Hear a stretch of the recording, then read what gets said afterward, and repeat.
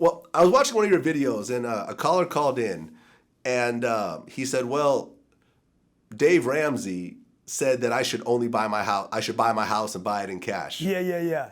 And you said, I shouldn't have said what you're about to say, but go ahead. You said Dave Ramsey's stupid. Dave Ramsey, I mean, look, Dave, you're a good dude, but look, Dave Ramsey is he's like all debt is bad debt. If the TV company and radio house didn't use debt, you wouldn't have a show, pal.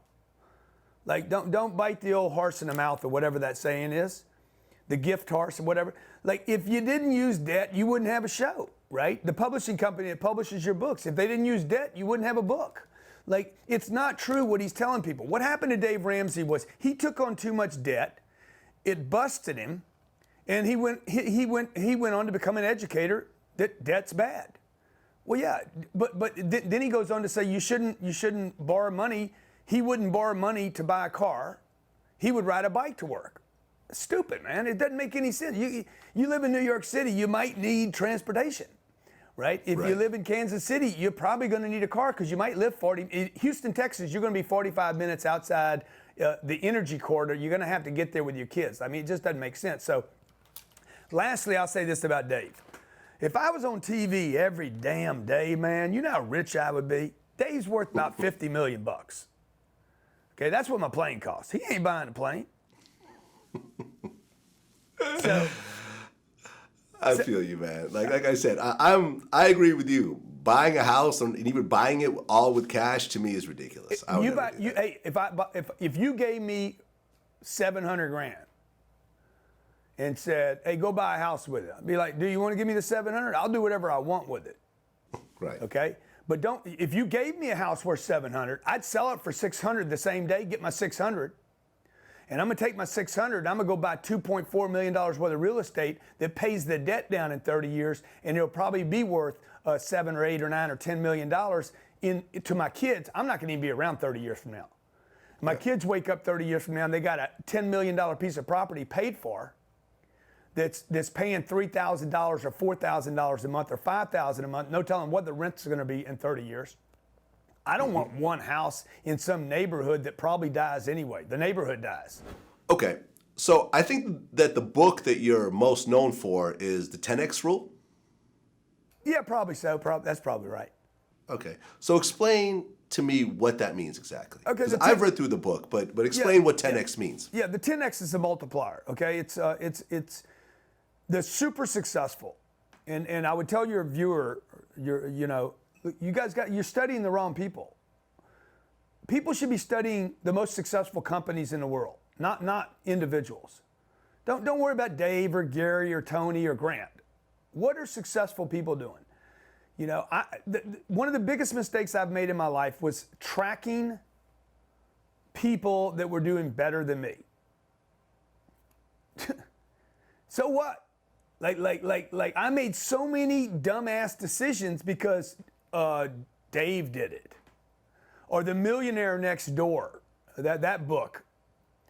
I don't want to be the millionaire next door. I want to know what Jeff Bezos is doing. I want to know what the boys at Google are doing. Okay? Why does a guy like Mark Zuckerberg go from college dorm room to one of the richest people on the planet?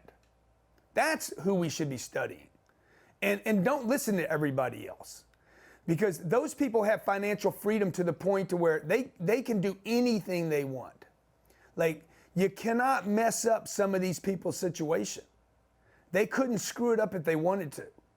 So the 10X rule it says, hey, look, you want to scale to a point to where you have the life you deserve. It's not about the money you want or the money you need. Scale your business so you can walk away from it and money never stops taking care of you and your family. Yeah, man. I mean, in the same way, when I started investing in stocks, the first thing I did was, find the guy that was more successful than anyone ever. And there was only one person who did that, which was Warren Buffett. Yeah, there you go. So I read his book, and then I read the book that he learned from. Benjamin Graham. And those two books completely changed my entire life and the way I look at life and money and everything. And I never looked back ever since. I wish I'd learned this, when I was a teenager. Yeah. So, and I actually read the 10X Rule. Great book. Yeah, thank Great you. book. And what you said about Warren is like, you don't need to study 27 different Warrens. You study one Warren, you're probably going to be good. And the other thing I would tell the viewer is like, most of us, because of Instagram and Facebook and YouTube, we're listening to so many different people that people do nothing. This is the new crisis of our era. People are doing nothing, not because they're lazy, because they have data that is conflicting. So if you listen to Dave says buy a house, then you listen to Grant says that's stupid, you're not going to do anything. And if you're never going to buy any real estate, hey, go ahead and buy one house. Yeah, you're going to regret it later, and you're going to be like, I wish I'd have done what Cardone said. But you got to do something. And what you don't want to do is listen to God and the devil, because then you get stuck in purgatory and you don't have any fun at all. Well said. Grant Cardone, definitely a pleasure. You're the man, Let's dude. do it again. Let's do it again in the future, man. Love to.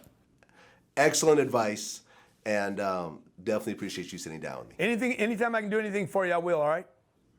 Let's do it. Thanks. Peace. Awesome guy.